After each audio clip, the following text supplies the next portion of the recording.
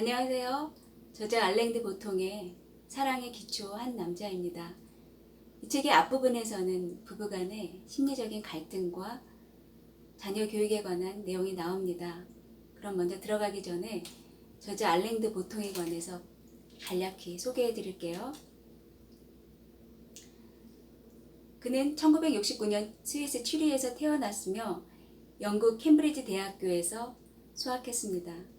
사랑과 인간관계에 관해 탐구한 독특한 연애소설 왜 나는 너를 사랑하는가 1993년에 발표한 책으로 전세계 독자들의 주목을 받았습니다. 2003년 프랑스 정부로부터 슈발리에 드 로드르 데저르 에 테르라는 기사 자기를 받습니다. 현대를 살아가는 도시인의 일상과 감성을 정밀하게 포착해낸 우아하고 지적인 에세이로 널리 사랑받고 있죠. 대표작으로는 여행의 기술, 불안, 행복의 건축, 일의 기쁨과 슬픔 등이 있습니다.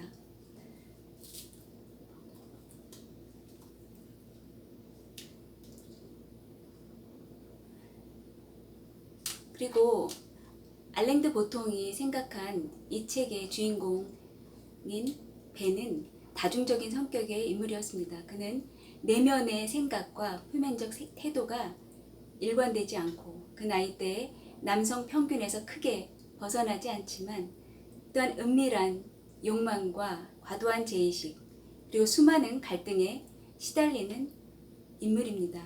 실제로 대부분의 사람들은 그다지 일관되지 않은 취향, 원칙, 가치관들로 뒤범벅인 유동적인 존재가 아닐까요?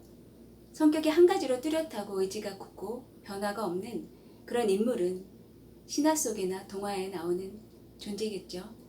말하자면 벤은 햄릿형 인간이고 그래서 오히려 리얼리티를 얻었다고 생각합니다. 작품 속에서 벤과 엘로이즈의 캐릭터는 대상 선택 챕터에서 가장 많이 묘사되고 있는데요. 벤은 개구쟁이 같고 예민하고 충동적이고 그런 성격이 있는 반면에 엘로이즈는 조용하고 부드럽지만 내면은 굉장히 강하고 단호한 여성입니다. 그에 반해 벤은 훨씬 감수성이 풍부하고 변덕스럽고 질투심도 많습니다. 그는 자신감과 결여에 차있고 믿음직스러워 보이려고 애쓰지만 여전히 피터팬 신드롬에 시달리고 있고요. 여성과 모성을 동시에 갈망하는 나약한 존재로 묘사됩니다. 알랭드 보통은 자신의 그 자전적인 이야기를 쓰는 작가이기 때문에 책에서 인물을 보면 그의 모습이 많이 투영됨을 알 수 있습니다. 제가 좀 이따 낭독해드릴 이 말들은 알랭의 말인데요. 이 글을 읽으면서 저는 우리의 교육 현실과 많이 연관성이 있었기 때문에 공감을 많이 하게 됐습니다. 실제로 저는 제 아이들이 정서적으로 건강하게 자랄 수 있도록 많이 신경 쓰고 있어요. 저에게 이 문제는 현실적으로 매우 중요하다고 생각합니다. 예전엔 아이가 세상에서 잘 살기를 바라면 아이가 공부할 수 있게 뒷바라지를 해줘야 한다는 게 사회적 통념이었죠. 그것만으로도 충분히 아이에게 행복한 삶을 보장할 수 있다고 믿었습니다. 하지만 이제는 서구뿐 아니라 한국의 교육 현실에서도 생산성 높은 노동자나 말 잘 듣는 직원을 교육에서 키우는 것만으로는 충분하지 않다는 걸 다 아시죠? 그런 노동자가 타인과 관계를 맺는데 서툴고 감정적으로 불안정하고 가는 곳마다 황폐한 정서의 흔적을 남긴다면 심각한 문제를 일으키겠죠. 그러니까 보다 넓은 시야를 갖고 성공한 어른이 된다는 건 성장한다는 뜻입니다. 그래서 가슴과 정신, 영혼을 훈련하는 과정으로서의 교육이 반드시 필요한 것이죠.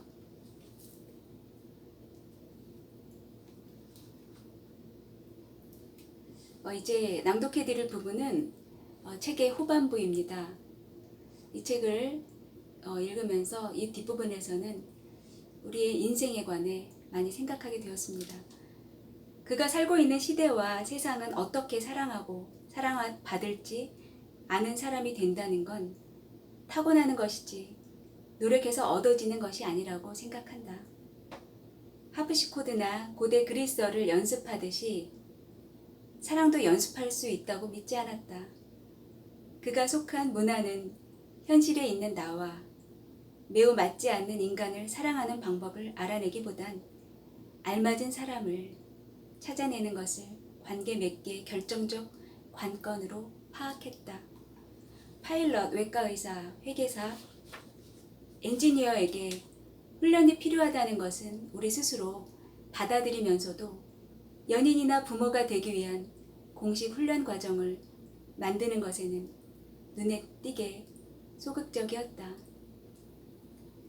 이 부분을 읽으면 생각나는 책이 있습니다. 에릭 프롬의 사랑의 기술이라는 책인데요. 그 책에서 에릭이 많이 강조한 부분은 사랑은 훈련과 연습이 필요하다는 것입니다. 이 부분이 계속 반복해서 나오는데요. 이쪽에서도 우리가 사랑하는 연습을 꺼리는 것은 이 감정과 관련한 초기 경험과 관계가 있다. 우리를 최초로 사랑해준 사람들은 노력하고 있으면서도 그걸 내색하지 않았다. 그들은 우리에게 사랑을 주었지만 그만큼 되돌려달라고 요구하지 않았다. 자신의 상처받기 쉬운 면이나 불안들, 욕구들을 내비치지 않았다. 결과적으로 우리는 연인으로서 보다는 부모로서 알맞게 행동하는 사람들에게 사랑받았다. 그리하여 그들은 가장 좋은 의도로부터 가장 복잡한 결과를 낳게 되었다. 그리고 우리는 바람직한 인간관계를 위해 마땅히 해야 할 노력을 다할 준비가 전혀 되어 있지 않은 상태로 성인이 되었다. 낭만적 사랑에 반대할 결정적 논점이 있다면 아마 이 부분이리라. 그것은 이상화된 어린 시절의 모델에 맞춰 사랑을 감성적으로 묘사한다. 그래서 우리는 어린 시절에 맛본 안온한 느낌을 되살려줄 성인은 어디에도 없으며 자신의 욕구를 채워주고 연약함과 불안을 막아줄 사람을 기대해서도 안 된다는 사실을 받아들이는데 실패하게 된다. 어른의 사랑은 아이일 때 어떻게 사랑받았는지를 추억하는 것이 아니라 부모가 우리를 사랑하기 위해 무엇을 희생했는지 상상해 보는 것이 중요하다. 그쵸? 어른이 돼서도 받았던 사랑에만 지속해서 머물러 있다면 헌신적인 사랑과 희생적인 사랑에 관해서는 내가 보여줄 수 있는 모습이 아마 매우 적을 것입니다.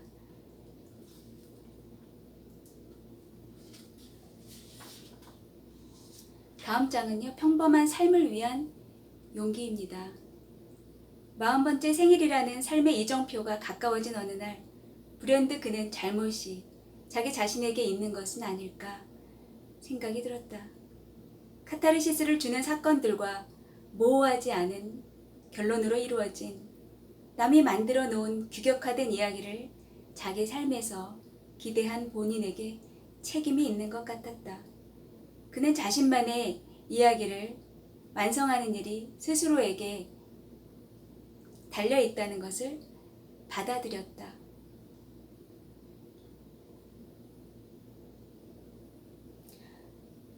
내가 어떻게 하느냐에 따라서 인생은 바뀌는 것 같습니다. 그런데 사람들은 대부분 그런 것에 대해서 찾아보거나 스스로 여러 가지 방법을 해보지 않고 포기하는 경우가 많이 있죠. 그러다 보면 그런 여러 가지 어려움과 또 계속적인 그런 권태성 이런 것들을 극복하지 못하고 자신이 만든 그 블랙홀에 계속 빠져드는 경우가 생깁니다. 이것이 심해지면 본인은 이제 더 이상 헤어날 방법이 없다고 생각하기 때문에 최후의 선택으로 자살을 결정하는 경우가 있을 수도 있죠. 안타깝고 어려운 현실입니다. 그런데 주위에서 또 TV나 여러 대중매체에서 들려지는 얘기들은 결국 그것을 극복하지 못하고 그 힘든 결정을 했다는 사실들이 우리는 많이 듣고 있죠. 지극히 평범해 보이는 일상의 이면에 놓인 어렴풋한 단서들을 찾아내는 것도, 이 가느다란 끈들을 이어 성숙한 이야기로 발전시키는 것도 결국 자신의 몫임을 인정하기로 했다. 그럼에도 불구하고 내면의 진보를 위해 어떤 외적 사건을 만들어 보면 도움이 될 것 같았다. 그래서 벤은 40번째 생일에 조금은 기억에 남을 만한 일을 하기로 마음먹었다. 스스로에게 주는 깜짝 선물로 가장 해보고 싶었던 일 중 하나인 헬리콥터 타고 날아보기를 선택한 것이다. 사람들은 그래서 버킷리스트라는 것을 작성해서 그것을 하나하나 시도해보고 거기에 대한 어떤 스스로의 만족감을 느끼는 것 같습니다. 그는 헬리콥터를 타본 적이 없었고 기계적인 것들에도 전혀 관심이 없었다.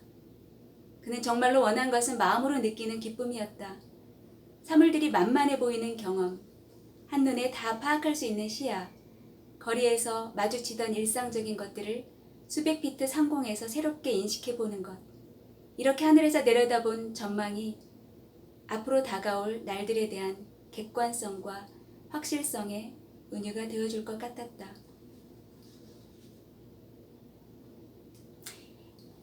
계속 헬리콥터에 관한 내용을 앞에서 쓰고 있고요. 엔진 계기판에 준비 완료 사인이 떴다. 오클랜드가 고향인 조종사 더그가 레버를 앞으로 밀었다. 곧이어 높은 곳에서 내려온 줄에 당겨 올라가듯 그들은 킹펀스 차이니즈 식품 공장 위로 날아올랐다. 도시 외곽 순환도로 위로, 자동차들 위로, 교회의 집들 위로, 혼란스러운 모든 것들 위로, 티끌 한 점 없이.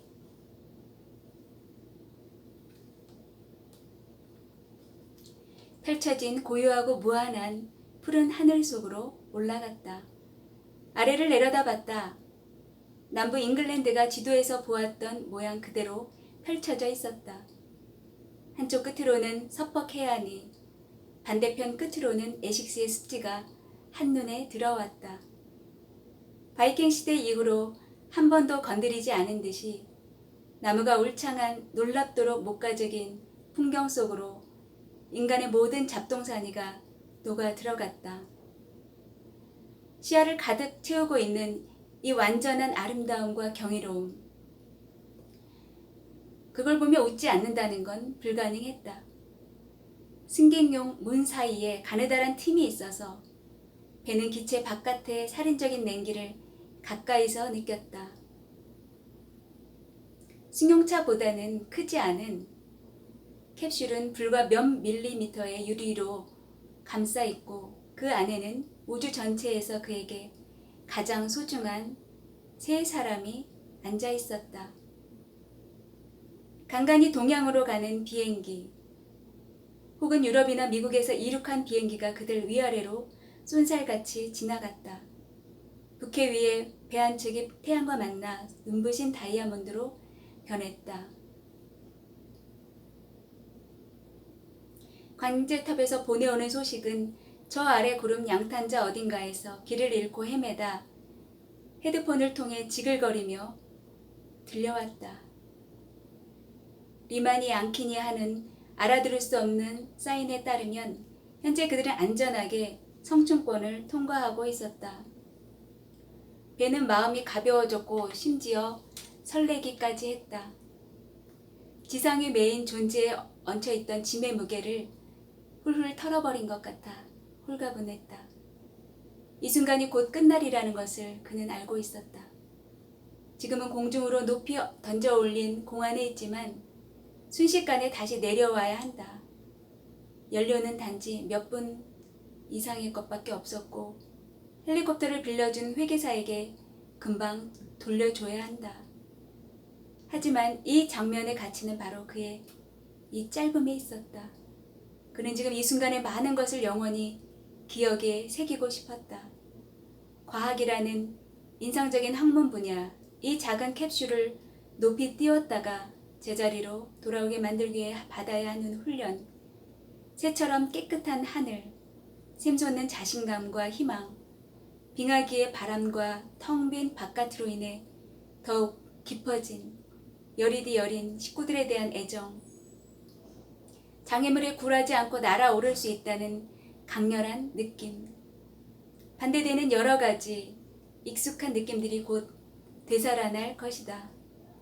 부도가 날지 모른다는 불안, 직업인으로서 느끼는 치욕, 결코 채워질 수 없는 정서적 욕구, 유치하긴 해도 완전히 그릇된 것은 아닌 그의 감정에 답하지 않는 엘로이즈에 대한 분노, 부조리하지만 억제할 수 없는 욕정과 그로 인한 수치심, 더 좋은 아빠, 덜 화내고 좀 더 참아주는 아빠가 아니라는 죄책감, 아이들이 재능을 살리지 못하면 어쩌나 하는 두려움, 그리고 언젠가 집을 떠나가버릴 아이들에 대한 서늘한 예감. 그들은 벤과 엘로이즈에게서 생명의 피를 다 빨아먹은 뒤에 조용하고 음산해진 과거 속의 집을 어쩌다 한 번씩 의무감으로 찾아오겠지. 이런 우울한 생각을 하자 밝은 기분에 더 악착같이 매달리고 싶어졌다. 그는 날아봤다는 경험을 떠올리며 그 이미지에 기대어 강해지고 싶었다. 지금 그는 엘로이즈를 어떻게 사랑해야 할지 알았다. 자신이 있었다. 그와 그의 아내가 물려줄 수밖에 없었던 광기와 기벽을 타고난 아이들이 안쓰러웠다. 우리는 행복을 오래 지속하는 어떤 상태로 생각한다. 적어도 수십 년은 계속될 것으로 기대하는 것이다. 하지만 행복은 정말로 순간을 낚아채는 것이다. 호화로운 호텔, 공장, 쇼핑센터, 신용카드, 식당, 이런 문명이 이룩한 모든 성과에도 불구하고 10분 난짓에 만족을 맛보는 일은 전적으로 우리 손에 달려있다. 벤은 극적으로 운명을 원했다. 그런데 자신이 이미 그런 운명을 가졌음을 이제 깨달았다. 이 모든 것을 잘 지켜내는 것, 온전한 정신 상태와 생활할 수 있는 경제력을 유지하고 결혼 생활에서 살아남고 아이들이 잘 되는 것, 이런 계획들은 노르웨이 시인의 서사시만큼이나 영웅이 될 수 있을 만큼 많은 기회를 제공한다. 한때 그는 용기를 다르게 상상했다. 어렸을 적 그는 용을 잡고 사막을 가로지르는 행군을 그렸었다. 지금 그는 새로운 그림을 가졌다.